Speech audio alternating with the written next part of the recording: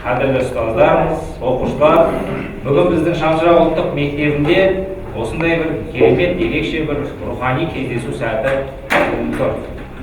Бүгін бізде қонақта актер, режиссер, театр педагогы, өнертану ғылымдарының кандидаты, Қазақстанның халық әртісі, мемлекеттік сыйлықтың лауреаты, Парасат орден иегері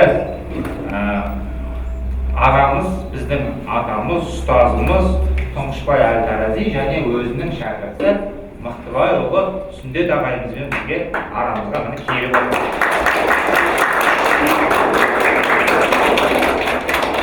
Жалпы өнер бұл адам жанының айнасы, ұлттың рухани қазынасы, терең тәрбие. Сондықтан да бүгінгі біздің әңгімеміз осындай жастарымызға, біздің шәкірттерімізге ерекше бір бағдар беретін, бір жол сілтейтін, үлгі өнеге көрсететін деген сияқты қызықты бір әңгімелер бізде күтіп деп сенеміз. Онда біздің қадірлі ағатайымыз, қош келдіңіздер, жайғасыңыздар. Қазір мына онда біздің шәкірттеріміздің аздаған бір өнерлерін тамашалап алайық.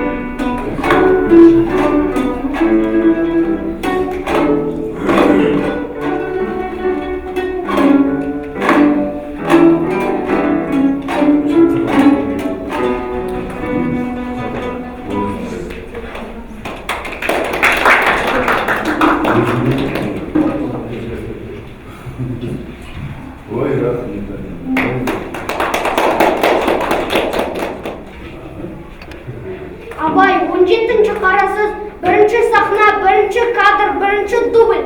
Камера, жарық бар, мотор! Ақыл, қайрат, жүрек шебі, өнерлерін айтысып, тартысып келіп, ғылымға жүгініпті. Қайрат айтыпты. Ей ғылым, өзің де білесің ғой, дүниеде еш нәрсе менсіз кәмелетке жетпей тұғынан, әуелі өзіңді білуге ерінбей жалықпай еріну керек. Ол менің ісім. Құдайға лайықты ғибадат қылып, ерінбей жалықпай орнына келтірмек те менің ісім. Дүниеге лайықты өнер, мал талап, абырой мансапсыз табуға болмайды. Орынсыз, болымсыз нәрсеге үйіріп қылмай, бойды таза сақтайтұғын көрнекәрліктен, көрсе қызар, жеңілдіктен, нәпсі шайтанның азғыруынан құтқаратұғын, адасқан жолға бара жатқан бойды қайта жеңіліп алатұғын мен емес пе? Осы екеуі маған қалай таласам? Ақыл айтыпты.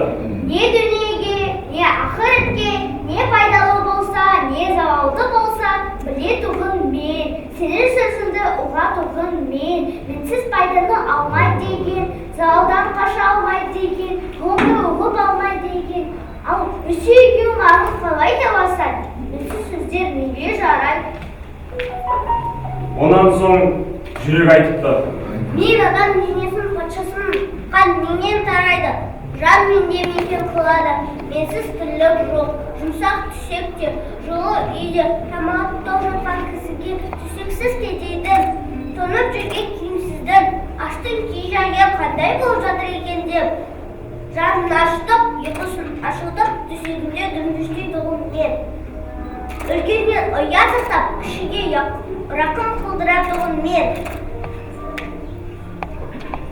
Бірақ мені таза сақтай алмайды, ақырында қор болады.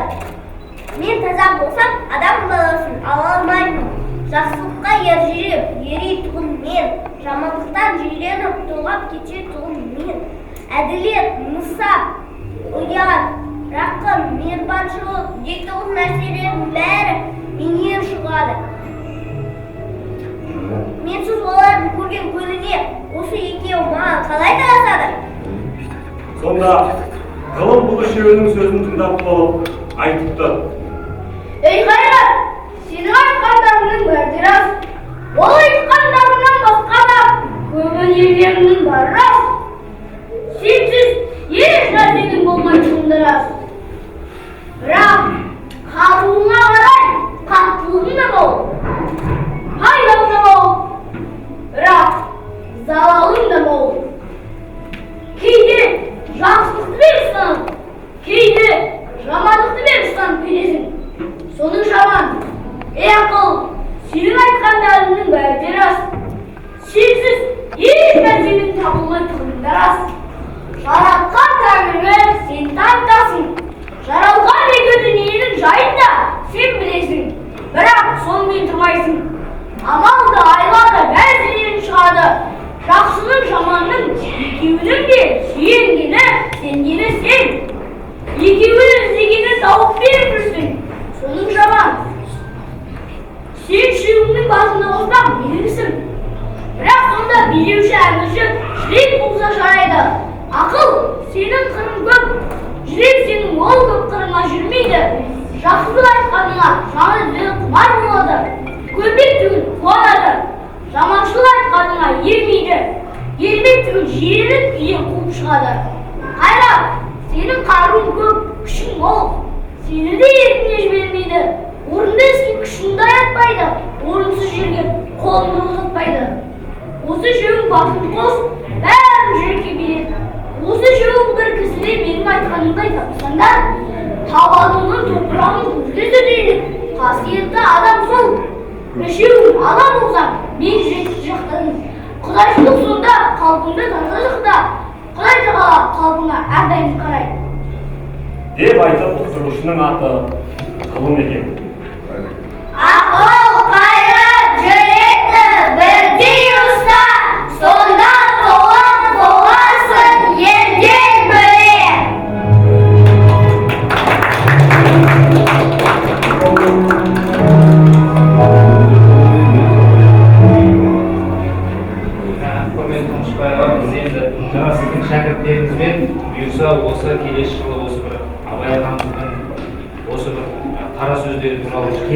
қойылым жоспарлап отырып бұйырса енді соны келесі жылы барынша жүзеге асыруға тырысамыз. Біздің оқушыларымыз жалпы осы ел жұрт сіздің абай тірі болғанда деген осы керемет өлеңді оқығанымыз туралы біз білеміз, содан хабардармыз. Сол бойынша қазір сол оқыған өлеңіміздің бір тыңдап өтсек. Тосып берсеңіз. Кішкене беріп. Күн сайын сарынар іздер, әрбір сөзінен 100 мың мағына іздер.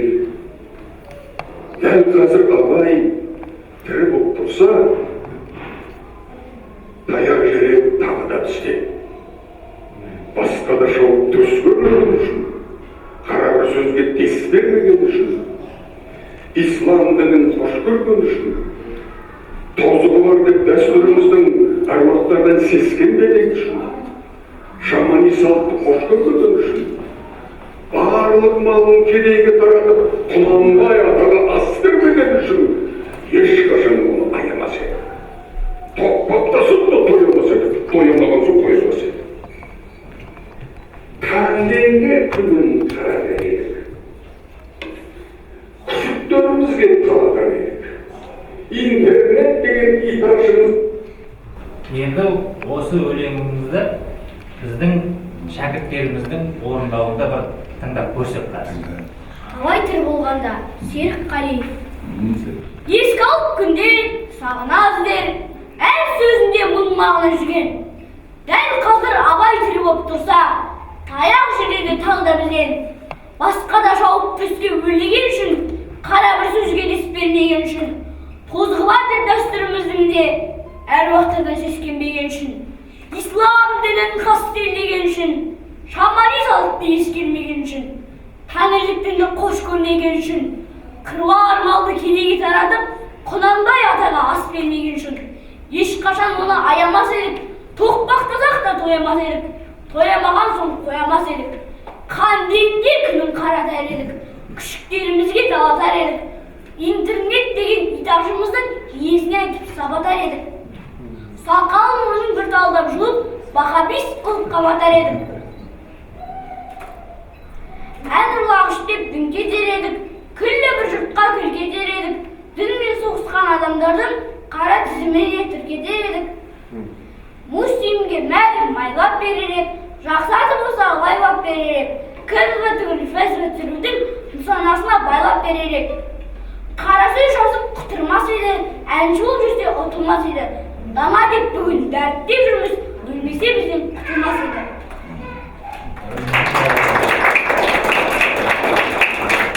Осы өлеңді өзіңіз оқығаннан кейін керемет осындай бір танымал болып кеттім.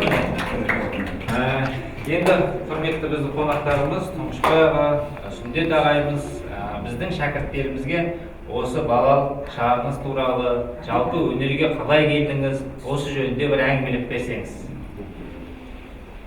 Айналайын, кішкентай көзім көздерім, қазағымыздың ертеңі, болашағы, біздің тұлы ықылым замандардан бері ата-бабамыздың армандаған өзіміз өз болып, күлеуіміз өз болып, ел болып, жұрт болып, жан-жағымыздағы жайлаған бүкіл мемлекеттер сияқты үлкен жетістіктерге жетіп, маңдайымыз жарқырап, сондай заманға жететін ұрпақтар сендерсіз қарақтар. Үлкен рахмет. Мен толып отырмын. Тәрбиелерің, тәлімдерің ерекше.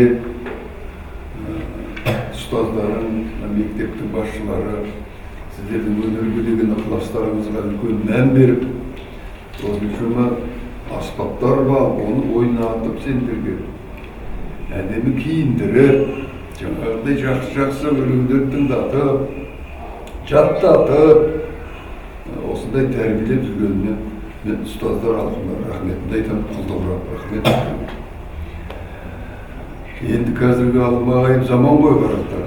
Неше түрлі өзге елдердің мәдениеті, өзге елдердің тәлім тәрбиесі, мынау қанша дегенмен теледидар сендермен бірінші жақын болып қалады да, содан көргендеріңізді тез қабылдап алатын ұрпақсыңдар. Бірақ соның арасынан өзімізге керекті тек ұлттық ерекшеліктерімізді жандарыңа, қандарыңа, жүректеріңе сіңіргендерің өте жақсы, солай болуға керек. Басқа елдің мәдениетін, өнерін, ән күйін тыңдауға болады, ештеңе жоқ. Тыңдау керек, бірақ өз мәдениетімізді, қанымызға сіңген әуендерімізді, жаңағыдай Абайдың қара сөздері сияқты аталарымыздан қалған жақсы нақыл сөздері жүректеріңізге ұяласа, бақыл. Сондықтан сіздердің үміт өте үлкен қарақтар. Қазір әлі кішкентайсыңдар, сөздің мәнін, парқын кейде ұғып, кейде ұқпайтын шығарсыңдар, өйткені солай заң, әлі кішкентайсыңдар. Есейесіңдер, бірақ уақыт орнында тұрмайды. Бүгін бір жаста болсам да, ертең 2-3 жас қосылады. Сөйтіп есейіп үлкен азамат боласыңдар. Сол кезде үлкен азамат болғанда елдің тағдыры, заманның жүрек қағысы сендердің мойындарыңда болады. Осы күннен бастап сондай бір керемет бір ұлт жандылықты, ұлтты сүюді, білімділікті қандарыңа сіңіріп жүрсеңдер, ертең үлкейген кезде қандай қиыншылықтар болса, бәрін жеңіп шығасыңдар. Қазақтың мақалы бар ғой, білекті бірді жығады, білімді мыңды жығады. Мыңды жығатын себебі біліміңменен асып тасып тұрасың. Қадір қасиетің биік болып тұрады. Сен өзгенің білмегенін сен біліп тұрғаннан кейін оқ бойы үлкейіп тұрасың. Саған басқалар қарайтын болады. Мына кісі, мына қыз, мына бала білімді екен деп сендерді жақсы көріп, сөздерін тыңдайтын жағдайға жетесіңдер. Сол мыңды жығады деген сол. Сондықтан енді маған деген жасаған ықыластарыңа үлкен рахмет. Өзім көрмеген видеолар қайдан тауып алғандар. Біздің әрбір басқан қадамымыз санаулы ғой енді. Сендер бәрін біліп отырасыңдар. Менің өзімнің білмегенді қазір көрермендерім, халық жақсы біледі бәрін. Сондықтан сендерге қарақтар мына жасаған кішкентай де болса өнерлеріңе құлдық, әдемі күй тарттыңдар. Анау бір консерваторияның несі бар ғой, жігіттер тартатын. Соны тарттыңдар, өте қиын ол. Ертұран ба? Өте қиын, оны керемет орындапсыңдар. Соның енді әрбір үнін құлақтарға ғанымен жүректерге ұқтырсаңдар, бұл үн жаңағы Ертұранның несі күйі. Ықылым замандардан бері біздің ата-бабаларымыздың бізге аманат етіп кеткен, музыканың тілмен аманат етіп кеткен арманы. Біздің халқымыз, еліміз, жұртымыз өте керемет батыр болған, батыр болған, білімді болған, күйші болған, әнші болған. Соның бәрі осы күйде жатыр. Ал енді Абайдың қара сөздерін жаттағанда, ол тіпті дейді. Абайдың өзі кейде үлкен адамдар да жаттай алмайды кейде оны. Ол кісінің енді өмірінің соңында жан-жағынан көрген қиянаттар мен қазақ деген халқына өкпесі артып, енді қазақ десең бәріңе тиеді, жұрттың бәрі бірдей емес қой. Жалқау қазақ па, тыңдамайды ұрысқа қазақ па, соның бәріне мін тағып айтқан қара сөздер, 45 қара сөздер. Ішінде толған идеологиялық үлкен бір мектеп. Орысша айтқанда жаңағы не дейді, кодекс дейді орысша. Сондай. Оның ішінде жаңағы ақыл, қайрат, жүрекке айтқан бөліп жасаған нәрселері кәдімгі кәсімдерге байланысты. Шынында да қайрат күшті болған, қолы керемет болған адам ол басқа, оның күштілігі сондай. Міне соның жаман сен кейде асырап сілтеп кетесің, кейде байқамай қаласың. Соның жаман деп жаңағы ортадан сөз тастап отыр. Ақыл да сол, салқын ақылмен кейде бәрін жасайсың. Оның да бір сенің бір жүрекке қарамайтын кездерің болады деп оқығанда уәж айтады. Ең соңында жүрекке айтады. Міне жүректің айтқаны, ол жүрекпен айтқан деген сөз ұлттық рингтен айтылған нәрсе, ұлттық ивадан айтылған сөз. Жүрек, ақыл, парасат, қайрат бәрі бірге болғанда Абайдың айтқан толық адам дегені содан шығады екен. міне осыған мән бергендеріне құлдық айналайын еркек кішкентай болып сондай ауыр үлкен адамдардың кейде мән бере бермейтін нерін жаттап шыққандарына мен рахмет етемін. Аман болыңдар.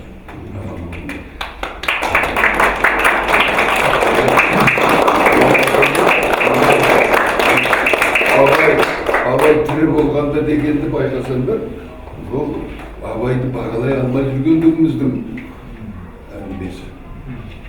Біз қазіргі заманда өзге елдің әдебін, өзге елдің жамандықтарын тез сіңіріп қоятын сондай аңқау қалыппыз қазақ деген. Сол жақсы екен деп соған бұрылып кетеміз. Сол жағынан келген кезде егер абай, сол кездегі абай қазір айтып тұрса, жаңа айтып тұрғандай Серік Қалиев ағаларының иманды болдыр. Жазғандай болып шығады. Сондай ақыл айтқыш деп тиісетініміз бар. Сондай жасағанда юмормен жасалған нәрсе теріс айтылған. Оны телевизорға шығып кеткен кезде Инстаграмға кейбір қазақтар ұрысты маған, тұңғышбай не деп тұр? Мынау жүнді ма абайды мазақтап тұрды. Ол деген мазақ емес, керісінше абайды ұлықтап тұр ғой. Құнанбай атаға ас бермеген қандай ол болғанды айтады. Ас деген бір береді ғой, берді ғой, бірақ абай аталарың білім мен ғылымға, қазақтың мәдениеті мен өркениетінің өркендеуіне, бірін тыңдап, бірінің жақсылығын бірі көре білуіне, ертеңін ойлауына, және ұрпағын осы сендердей тиянақты етіп, ақылды етіп, сезімтал етіп, тәрбиелеуіне деген көп күш жұмсаған атамыз ғой, пайғамбар ақын дейді olsun. Қазақтың басты ақыны деп кім айтты, Ахмет Байтұрсынов аталарын айтқандай. Сондықтан ол жаңағы өлеңде абайды дәріптеп тұр. Керісінше қазіргі замандағы абайды түсінбейтіндер үшін айтып жатқан нәрсесі. Түсініп отырсыздар балалар. Сондықтан кейде мені ұрысып жатыр деп сөйлегендер де болады. Мұсылман дінін қош көргені үшін дейді. Яғни мұсылман дін деген біздің дініміз. Ол басқа мұсылман дінінің қазір неше түрлі ағымдары болып кетті ғой. Біз сүнниттерміз. Мұсылман дінінің шейіттер дегені бар. Ол шейіттер кішкене қанқұйлылау, өш алғыш, кепке адам өлтіргіш, сондай болады. Сүнниттер деген біз мұсылман дініне үлкен білімменен, ғылыммен қараймыз. Яғни мұсылман діні біз үшін тек көпе-көпе соқыр, осындай құлшылық емес, білімменен, санаменен бір жаратушының бар екенін ұғып, шын жүрегімізбен соған беріп, құлдық ұрып кету деген ол басқаша нәрсе. Дінді тек жүрекпен ұғу керек. Баяғыда абайды іздеп мәшһүр Жүсіп аталар келді. Мәшһүр Жүсіптегі аталарын білесіңдер, үлкен сондай бір талғаны биік кісі болған, әулие кісі болған. Абай аталарын іздеп келіп, мына жерге барып, қайда абай орнынан тұрмай үйде жатыр екен. Абай үлкен ғой кішкене, мәшһүр Жүсіп кішілеу. Сол келіп, осындай мәшһүр деген кісі келіп тұр, абай ата сізге сәлем берейін деп тұр деп, үйінде шантайып жатыр екен. Келсін деп, есік аша кірген кезде, ассалаумағалейкум абай аға депті. Сөзін, тұра тұр деп, абай айтады деген. Сен шын мәшһүр болсаң, маған айтшы дейді. Адамның құдайы қай жерде деп, құдайы қайда деп. Сөйтсе мәшһүр тілге күштадар болған ғой. Мына абайдың құдайының қайда екенін білмеймін, менің құдайым жүрегімде деген. Сол кезде абай орнынан қарғып тұр, айналайын мәшһүрмін, сенсің бе деп құшақтасып, бірін-бірі бағалаған екен. Міне керемет абайдың айтқанындай дін деген жүректе болу керек. Басы бүтін дінге беріліп кету деген мынадай сақал қойып, шұбап бірдеңе киіп, қыздар әнді киюдің ол орны бөлек. Қысым отыр екен, ол енді жауыр дейді, қазақтың өзінің әдеті бөлек, тәрбиесі бөлек, діннің тәрбиесі бөлек. Егер арабтар бетін жауып тұрса, ол жерде құм боран ұрып тұратын жер болғаннан кейін шаштарына бәрі құм боран кірмесінен киіп алатын жер болған. Ол арабтардың мәдениеті. Қабылдасаңдар қабылдаңдар, бірақ жүректегі діннің басқаша қалып кеткенін бағалау керек. Шын пейілменен тек біліммен жағдайдан, білімділікпенен мұсылмандықты қабылдауымыз керек. Ол тәрбие. Сондықтан бәрі намаз оқып кетіңдер деген айтпайды. Мен оқымаймын намазды. Мен шалқын баласымын. Атам мен әжем қаншама коммунистік партия болса да, бәле болса да, намазын жоғалтпаған, түн ортасында оразасын тұтатын адамдар еді, бірақ солардың бәрі ол кісінің жүрегінде болады. Соның бәрін көрген адамдармыз. Намаз оқи алмаймын, білмеймін де, бірақ жүрегімде жаратушы болғаннан кейін мен альхамдулилля мұсылман деп айтамын. Солай ғой. Сендер де оған өте бір сондай бір үлкен білімділікпен келгендеріңді қалар едім қарақтан. Аман жүріңіз. Рахмет аға. Мына біздің мектебімізде осы абайтану, алаштану бізде осы курстар бар. Осы біздің абайтанудан алған, абай атамыздың осы біріңді қазақ, біріңді өз көрмесең істің бәрі бос деген сөзін, алаш арыстарының аманатын барынша соны жүзеге асыруға бізде осы жастайынан шәкірттеріміздің бойына соны сіңіруге тырысып бағып жатырмыз. Өте жақсы. Мына енді сіздің кинодағы, театрдағы өнеріңізді біз көріп, тамашалап, әбден біз тәнті боламыз. Сіз осы жалпы театрда, кинода бірнеше рөлдерді сомдадыңыз, бірнеше атақты тұлғалардың рөлін сомдадыңыз. Осы бір рөлдердің ішінде өзіңізге ең жақын, немесе сол бір батырдың ба, ханның ба, қандай бір қасиетін ерекше бағалап, әлі күнге дейін соны өзіңіздің бір өміріңіздің ұстаным ретінде сондай дүниелеріңіз бар ма? Сонымен бөлісе отырсаңыз. Рахмет. Айналайын қарақтар, мен аспаннан салбырап түскен жоқпын. Sonra сендер сияқты мектепте оқыдым. 11 жыл оқыдық біз мектепте. Сол 1-ші, 2-ші, 3-ші класста оқыдық балалардың қазақ мектебінде. Жаңа апайларының ұстаздарың айтты, мен 1-ші сынып бізде класс дейді, сендер сынып қой. 1-ші сыныпта оқытқан мұғалімнің әлі күнге дейін білемін. Патша деген апайым болатын, қолыма қалам ұстатып жаздырған. Ұстаздарға деген ілтипатымыз үлкен болады біздің. Ұстаздарымыз келе жатқанда көшеде кездесе қалған жол беріп, басымыздан шапкамызды алып тұратынбыз, сыйлайтынбыз. Ол кезде ұстаздар ауылдың басшыларынан, облыстың басшыларынан бәрінен артық болады. Оларды танымайтынбыз. Оларды тіпті оған бас имейтінбіз, ұстазға бас иеміз. Өмірге деген жолдама беретін. Сол сияқты қазақ мектебін бітірдім. Мектепте жүргенде сендер сияқты 4-ші, 5-ші сыныпта жүргенде осындай домбыра үйреніп, ән айтып, өлең жазып бәле болдым, сөйтіп кішкене құмар болдым әнге. Сонан кейін мектептің, біздің мектепті кейде көркем өнерпаздар үйірмесі деген болады. Үлкен перерыв деген бар, үзіліс, үлкен үзіліс, 10-15-20 болады. Сонда мектептің радио торабы болады. Радио торабында мен ән айтып тұратынмын, балалар тыңдайды. Сондай жағдаймен келіп өнерге ауырып қалдық қой, өнермен. Кейін менің де ата-бабам қайбір не дейсің, әке-шешем. Кәдімгі қазақтай олар. Маған айтып, ойбай, мына бала жынды сияқты. Әртістің оқуын дедіме құрып кетсін, ойбай деп бәрі қарсы болды. Әсіресе әкем қарсы болды. Атам жарағы мені қарсы болмады, ол шежіреші, мақалсын адам еді. 8-ші класты бітіргеннен кейін ол орташа білім дейді, сондай дейді ғой. Сол кезде мен Тараз қаласындағы Кулик просвет училище деген бар. Соған бармақшы болғанымда мектебінің директоры жүгіріп келіп әкеме шешеме ұрысты. Ай, сендер қандай ақымақсыңдар, мына баланы жын сайтанның оқыды дейді жатсыңдар ма? Отлично оқидың балама, кілем 5 оқыды, сен 5-ке бітірдің. Жындысыңдар ма, не деген ақымақсыңдар? Неге? Мектебінің директоры қарсы болды. Сосын бармай қалды, ағай оқыдым, шығарып бітірдім. Тағы да сол қой құрсын әртіс деген не дейтін бір жағынан ойладым әртіскені. Ай, олар өтірік көз алады, өтірік шығайсың. Өлі, сенің қолыңнан келмейді ондай. Маған не жоқ деді. Бармадым шынында.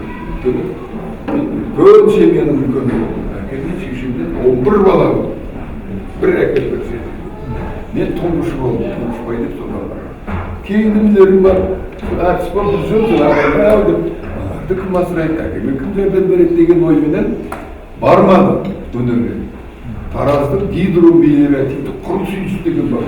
Техникалық, математиканы жаман оқығам жоқ. Соған барып түсіп кеттім ғой. Соны түсіп жүрген кезде Таразға, мына Тараздың театрына Асқар Тоқпанов деген бір кісі келді. Абай деген спектакль қойып жатыр екен деп естідік. Сол кезде менің ол кездегі сол мектептің директоры Ерімбет Қонақбаев деген ағамыз болған. Серік Қонақбаев деген боксер білесің бе? Соның әкесінің ағасы еді, бізге сабақ беретін директор мектепте. Әдебиеттен сабақ беретін. Сол кісіге барып Тоқпанов екеуі кездесіп қалып, Тоқпанов деген ағамыз айтады, өнерге келмей жатыр, жақсы балалар, әдемі қыздар, сосын мен бойым сорғай болатын, әлде сорғай жүрмін ғой. Сосын өнер жігіттер келмейді өнерге деп, Тоқпанов жаңа Ерімбет аға сен директорсың ғой, неге айтпайсың балалар деген өнерге келмейді дегенді айтса, Ерімбет ағай ойбай бір жақсы бала бар еді, ол оқуға түсіп кетті, осыны көрсетті маған деп. Сонымен гидроға оқып жүрген кезінде ағам мені әкеп көрсетті Тоқпанов. Тоқпанов көрді, бас салып, мен сені адам алып келдім. Соның ішінде ұйықтап жатқан жылан оянып кетті. Сонымен ол үйді тастап, қайтадан бір жұмысқа келді. Осы баламады. Қадиша Көкееваның апамыздың курсына түсіп, бірінші курстан оқи алмадым, қиын болды маған. Кішкене етім қатайып кеткен ғой. Өтірікте сенбеймін, мынаны жаңа ыстық деп сенбеймін, оны қалай ыстық деп айтамын деп сенбей жүрдім, бірақ кейін сөзге келгенде, сөз сөйлеуге келгенде енді арғы аталардан қалған бір бейіл қасиет бар шығар, кішкене көтердім. Сөйтіп өнерге келіп қалды. Енді маған бұйырғаны, жаңа ағаларың айтып отырғандай, өнерген хандар ойналып бұйырды, сұлтандар ойналып бұйырды, батырлар ойналып бұйырды, оның бәрі бұйрық деп есептейді. Сонан соң, сендердің алдарында мақтанды деп ойламаңдар, анау институтты тастап келгеннен кейін, мен тырысып, енді бұл жақтан жынды оқымайын деп, қатты тырысып оқыдым, көп оқыдым. Білімді болуға тырыстым, кітапты көп оқыдым, қазақтың тарихын көп оқыдым, біздің ата-бабаларымыздың арманын көп оқыдым, осы ол кезде айтуға болмайтын хандардың тарихын оқыдым, сөйтіп ішімде менің намыс оята бастады. Қазақ болғаным үшін намыс оята бастады. Біздің тарихымыз неге осылай айтқызбай қойған? Неге біздің арғы ата-бабаларымыз мықты кісілер болған? Неге оны мынау коммунистік партия, орыстың идеологиясы неге айтқызбайды дегендей, ішімде сондай намыс оянып қатты дайындалғаннан бәлкім маған бұйырған осы рөлдер болар. Сондықтан сол қазақтың хандарын, сұлтандарын, билерін ойнаудан мен бұл ғасырлардың астында қалған ата-бабаларының арманы маған күш береді. Маған үлкен махаббатымды соны оятып, олар маған кәдімгі арқа береді. Өнер деген осындай қарапты. Өнерде арқа болу, ұлтыңды ерекше сүюің керек, жақсы көруің керек, тарихын жақсы білуің керек, білімді болуың керек. Соны сен ең бастысы жалқау болу керек. Міне бір шашының ағарып қалғанда еңбектің арқасы, түсіп қалғанда еңбектің арқасы. Сондықтан осында өнерге алып келген, мен мысал қылып айтқанда әдейі айтып отырмын ертең сіздер де қай мамандықты таңдасаңдар да қазағымыздың өткен кеткен тарихына білім алыңдар. Біздің ата-бабаларымыздың неге армандап кеткенін ұғыңдар. Сөйтіп өздерің сондай биікке жетуге талпыныңдар. Менің жолым осындай. Рахмет.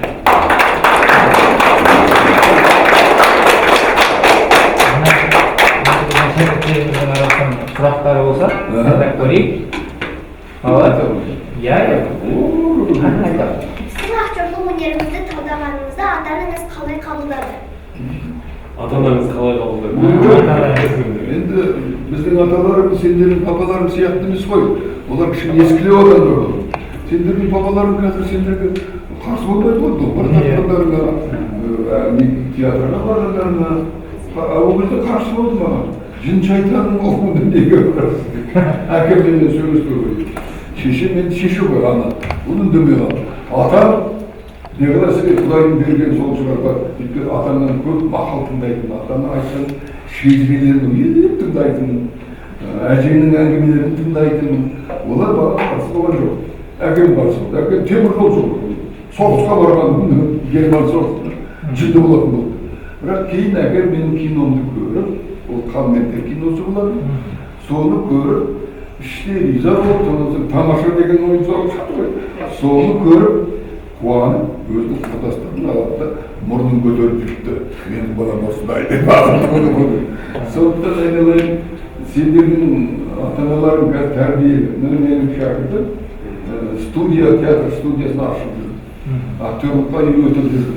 Актерлыққа ғана үйретеміз, жақсы өнерге қарай бейім адамдарды домбыра тартатын, ән айтатын, сөз сөйлеуге, мақал жаттап жүрген ата-аналардың тәрбиесін жақсы көретін балаларды өнерге баулып жүргені сүндеттігін ағаларды.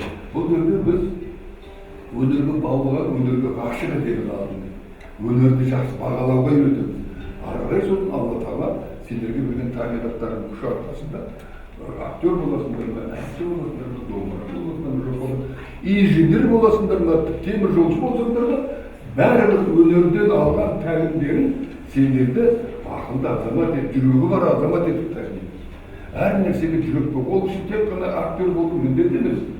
Өзің еліңді сүю үшін темір жолшы болсаң да еліңді сүйесің. Ұстаздар бол. Екі бастан елін сүйетін сендерді.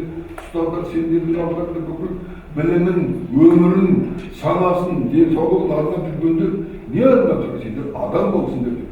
Ендеше ұстаз болсаң да ұлтыңды, еліңді сүюің керек, жақсы көруің керек. Сонда Абай айтқандай қайталап айтайын, толық адам деген содан шығады. Менің жолым сондай. Рахмет.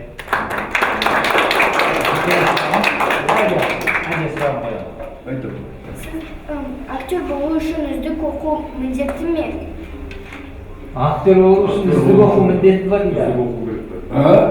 Сол актер болу үшін түсіндім. Үздік оқу десін. Әрине үздік оқу. Міне мен сіздердің алдарында отырмын. Мен актермін. Көрдіңдер ме, неге үздік оқымасам әлгінде әңгімелер айта аламын ба сендер?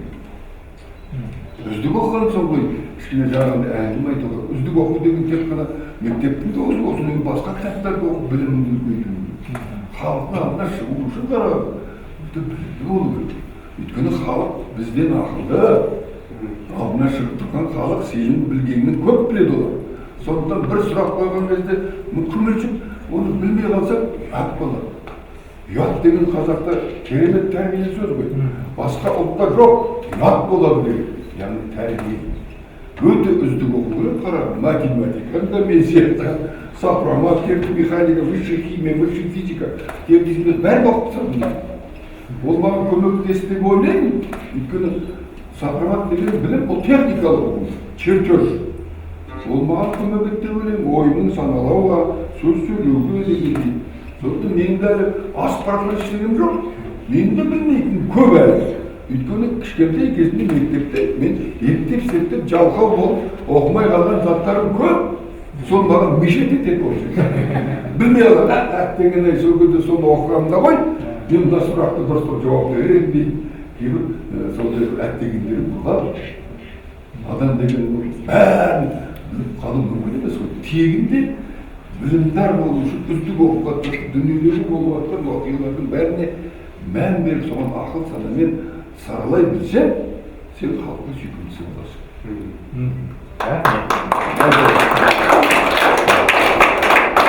Қауын фильмінде неге ауыр қауын алдыңыз? Қауын фильмінде неге ауыр қауын алдыңыз дейді. Ауыр қауын. Оны да көрген екенсің бұл қауын. Қауын фильмінде көрдіңдер ме? Көзінде ашық бар, алаңғасар, сондай бір адамды, баланы жігітті ойлаймын. Пойызға мінгенде қасында бір әдемі келіншек отырады. Сол әдемі келіншек айтады, ой, ана қауынды қарашы деген мына келіншектің үмітін орындаймын деп, байқұс жүгіріп базардан қауын алып келгенше пойыз кетіп қалады. Көрдіңдер ме? Сонда адамгершілік қасиеті бар ана баланың.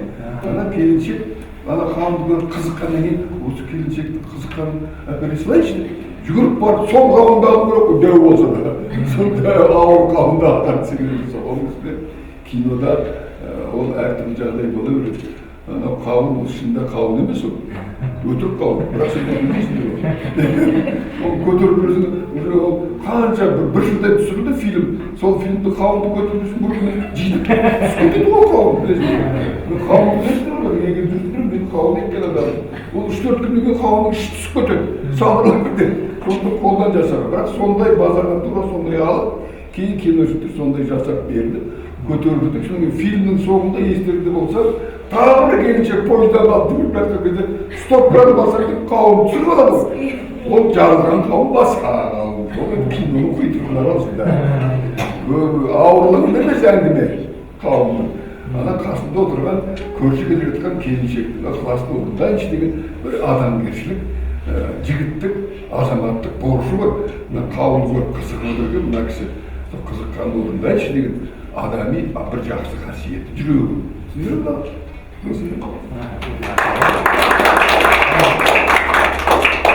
Актриса болу үшін қандай іс-әрекет істеу керек? Актриса болу үшін жаңағыдай мен айтқандай ең бірінші ұлтыңды ессіз сүйу, есепсіз сүйу. Актриса болу үшін мен актриса боламын, мен айгілі боламын, сондай мен жұрттың бәрі біледі, көргендерге сәлем береді деп ойламай, халық алдына шыққанда мен терең болу керек. Қазақтың әдемі сұлу қыздары сияқты әдемі болып сахнадан көріну керек. Сұлу дегендік сырт бейнесі ғана емес, сұлу деген сана биіктігі, ақыл биіктігі, жүректің биіктігі. Мына соның бәрін қараған кезде көрермен, тух, мына қыздың айналайын қандай сүйкімі жақсы екен деп айтып отырады. Яғни сүйкімді болу. Сүйкім деген орысша айтқанда обаяние. Сүйкім қайдан шығады? Терең білімнен шығады. Ұлтқа деген сүйіспеншіліктен шығады. Сонан соң өзінің білімі деген жауапкершіліктен шығады. Сен біліміңді әрбір мұғалім біледі. Сен мысалы физиканы басқа, сен бастауыш класс қойдылар. Басқа бір мамандықты, математиканы оқып жүргенде қатты оқып жүрсең, мұғалім сені жақсы көреді. Мына бала математиканы жақсы көреді. Сүйкім деген содан болады. Сізге сол мұғалімге ұнағым келіп, математиканы жақсы оқып, жақсы сөз айтса келген. Актриса да сондай болады. Жаны таза, білімі жақсы, сахналық та өмірлік сүйкімі мол, сымбатты, сұңғатты қыз болу. Білім болу.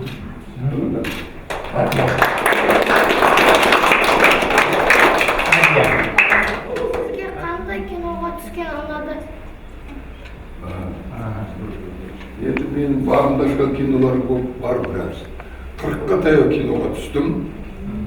Оның бәрін сұмдықтап айта алмаймын.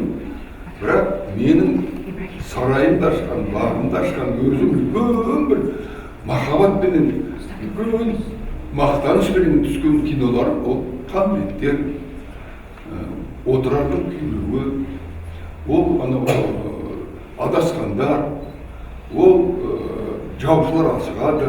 Осында өзіміздің фильмдердің қазір есіме түспей тұр. 40-қа таяу фильмдердің ішінен ең менің өзім, Құдайға шүкір осы рөлдердің маған бұйырғанына рахметімді айтамын дейтін кинолар әлгіндей. Отырардың күйреуі, Қанбеттер, жаушылар асығады, сонан соң ақырғы аманат. Сөйлегенде көрген шығады да телевизорда орысша шығады ол. Заблудившийся деген кино. Адасқандар деген кино. Орыс актер бірге түстім. Онда мен Жәбірейіл пайғамбардың прототипін ойнадым. Солар мені өсірді. Сондай үлкен фильмдерді ойнағанда соның тарихын оқып, мысалы Отырардың күйреуі біздің заманымызға дейінгі 7 ғасыр бұрынғы уақиға. Отырар деген қаланың орны бар білесің. Оны Шыңғысхан талқандап кеткенін білесіңдер, соғыс келген. Сонда Отырар деген үлкен қала болған мәдениет. Не осындай жағдай болды? Көп ізденіп, көп көріп, Отырардың датқасы, Отырардың патшасы Қайырханның рөлінде ойнағаны. Маған үлкен мені адам ретінде еліме, жұртыма, тарихына деген махаббатымды үлкен өсірді. Ал театрда ойнап жүргендер білесіңдер. Абылайхандар, Қайырхан, Күншіл хандар, Сырым Сұлтан, олардың да бәрінен әр рөлді ойнаған сайын солардың арманы, солардың жаңағы ой пайымы, қазағына айтқан сөздері менің өзімнің сөздерім болып кетіп, кәдімгідей мен де үлкен адам болып қалдым.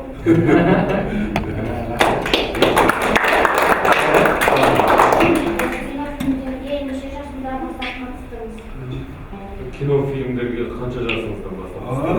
Мен кеш түстім ғой. Сандалма Союздің көп жүріп қалды мен, жол болмады. Өнерде бірден жол бола қалу қиын қарап, өте қиын. Өйткені сенің алдыңда үлкен ағалар бар. Жүрді ғой менің ағалар алдымда, ой, Асанәлі Әшімов деген қасына жол атпайтын. Рөлдің бәрін соғып кинода да, театрда. Олар бізге жол бермейді. Сөйтіп әйтеуір. Ақырын театрларда мынандай қамшаттарып беріп, ассалаумағалейкум ата кісі келіп тұрмын, кішкентай рөлдерден бастадым. Сондықтан кинода болуға өте birden bola koygan жоқ. Buyurduk. 30 yaşımda birinci kinoga түстім. Мен академик мектептерден институтта кеш оқып келсем де мен 25 жаста бітірдім. 5 жыл босқа жүрдім. Жаңағыдай кішкентай қамшат беріп, домбырамен өлең айтып. 78 жыл Қанненде кино түсірілетін болып, соған конкурсқа түсіп, конкурста 6 адамның ішінен Құдай бұйырып маған сол тәңірмерген бұйырып, соған түстім бірінші. Содан бастап менің бағым ашылды. Аллаға мыңдар рахмет. Одан кейін көріп, содан кейін барып мені актер ретінде бағалай бастады. Сол фильмнен кейін маған мына баланың актерлығы жаман емес екен деп театрда рөл бере бастады. Сен киноға шақырып жатыр. Әлгі қауым деген киноны түскен жылы 83 болу керек. Бірден 4 фильмге түстім бір жылда. Сөйтіп көп түстік, бірақ қазір менің заманым өтті. Енді қазір жастардікі. Мені қазір киноға түсірген деп сақал қойып жүрмін. Ол мен сақал қойғаным. Сақал қойғаным кино режиссерға ұқсап, ұнасам ба екен деп маған қарасын деп. Сен актер мамандығы тәуелді мамандық қарады. Сені ұнату керек, режиссер. Ұнатпаса бағым түспейсің. Мен мынаны ойнайын деген болмайды. Сол түсіп жатқан киноның табиғатына, сюжетіне, уақиғасына сенің тұлған келіп тұру керек. Сонда ғана сен сол фильмді түсіруге мүмкіндік бар. Оның үстіне талант болсаң, жұмыскер, іскер болсаң деген. Мен сұмдық деп айтпаймын, бірақ бұйрық болғанда мен ұзын бойым, үңірейген мұрным, ұқсаған шығар, қандырға соттым, түсірген сезімді солай. 30 жасыма дейін бош жүрдім, қайтадан гидроинституме кетсем бе деп қорықпайсың. Өнердің жолы болмайды екенде жаман ол. Ол кезде ішіп кетуге де болады. Одан сендер ол бет аулап, қазір жастар ішпейді.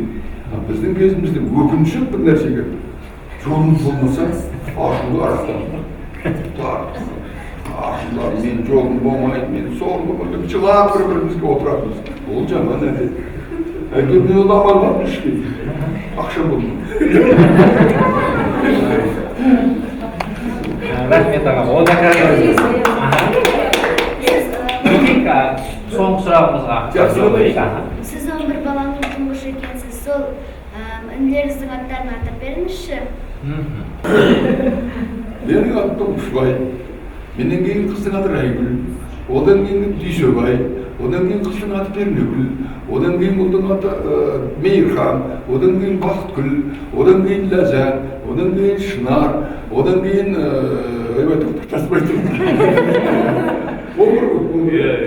қайсын айтты, Бақытгүл айтты, Роза, сосын Ләззат, ең сол Шынар, 11 бала. Жеті қыз.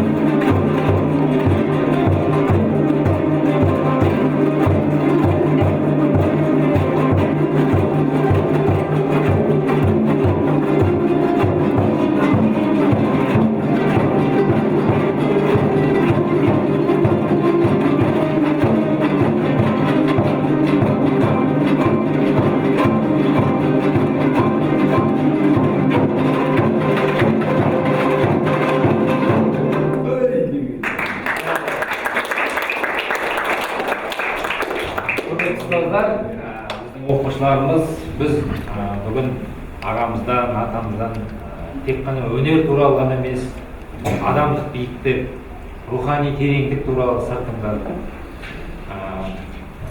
тұңғышбай аға, құрметті Сүндет мырза, бүгін осындай келелі әңгімеңізбен, үлгілі өміріңізбен, осындай бір тамаша әңгімелеріңізбен біздің шәкірттерімізге келіп, алтын уақытыңызды бөліп, бағыт бағдар бергеніңіз үшін біз осы Шамшырақ ұжымының атынан шынайы алғысымызды білдіреміз. Сіздің әлі халқымызға бергеннен береріңіз көп. Сіз еліміздің аңыз адамсыз.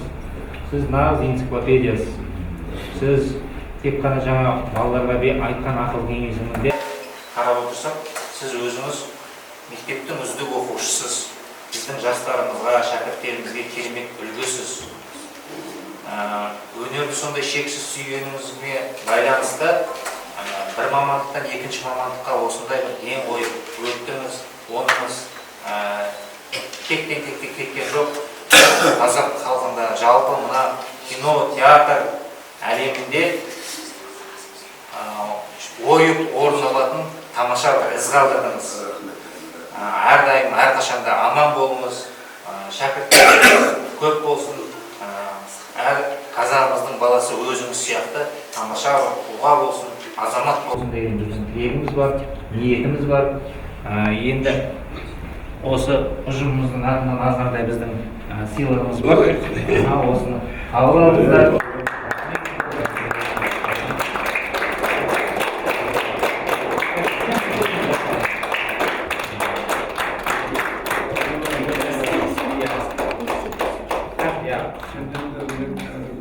Onday rıza oldum şimdi. Sendiri de önerici teyit etken ata-analarına rızaşım. Selam aytты. Ağa üstüp aytты, domura tatkanlarına rızamın dep aytты. Ustazdық айтқандарын тыңдағандарыңа ризамын деп айтты. Мектептердің алдын қатарын мектеп екендігі көрініп тұр деп айтты. Сонысы да домбыраға үйретіп жүрген айналайын бауырымның сендерге анау күнде естіп жүрген таптаурын күйлерді емес, тереңде жатқан ата-бабаның арманы болып қалған ауыр күйлерді үйреткендігіне рахмет айналайын.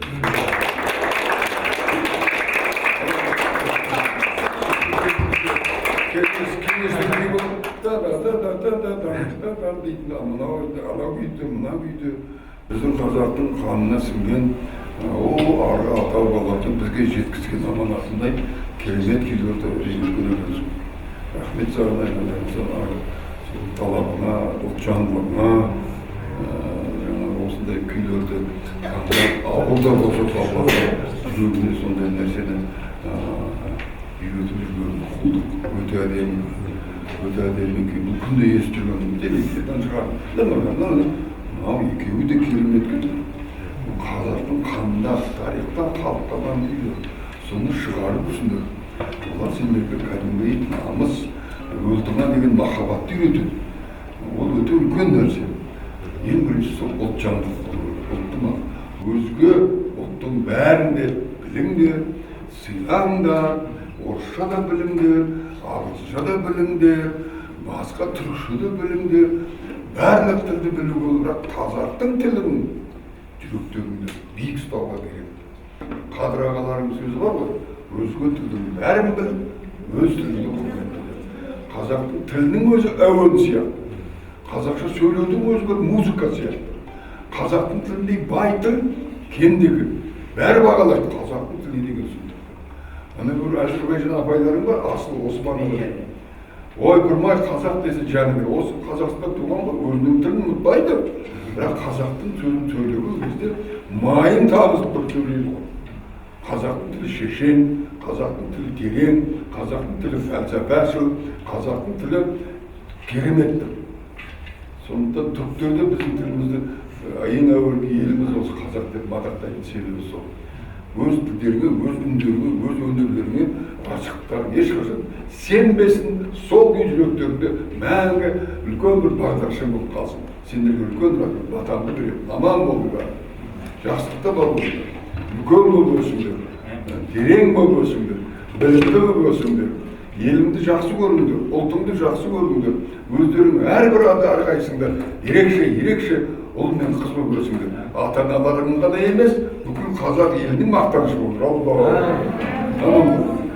Берген батаңыз қабыл болсын. Сіз өнер адамы ретінде біздің шынымен де Еркінбек ағайымыздың осы керемет бір тамашаға баулып жатқан жаңа актерлік шеберлік біздің Қуаныш ағайымыз бар. Осы балалардың барлығын осындай бір керемет деңгейде өнер көрсетіп жатқан байқап жатсыз. Осы біздің ағайларымыздың, осы біздің ұстаздарымыздың, осы біздің мектеп әкімшілігінің осындай бір керемет үйлескен жұмысының нәтижесі деп білеміз. Сендер бұдан өздерің рахат шегесіңдер. Ол керемет сезім ғой, рахат шегу деген. Сенің күйіңді үйренгеннен қандай рахаттанасың? Сол сияқты бұлар ертең сендерді ұмытпайды, сенің күйіңменен қазақ деген халықты жақсы көретін болады. Сендер үлкен жұмыс жасаватсыңдар. Қазір көзге көрінбесе де, ертең бұлардың жүрегінде сен ұлтқа деген ұлы махаббат, өнерпаздықты жүрегіне ақырында сіңдіріп жатсыңдар. Ертең бұл балалар Құдайға шүкір қазағымыздың ең алтын азаматтары болады. Құдай көріңіздер, аман болыңдар.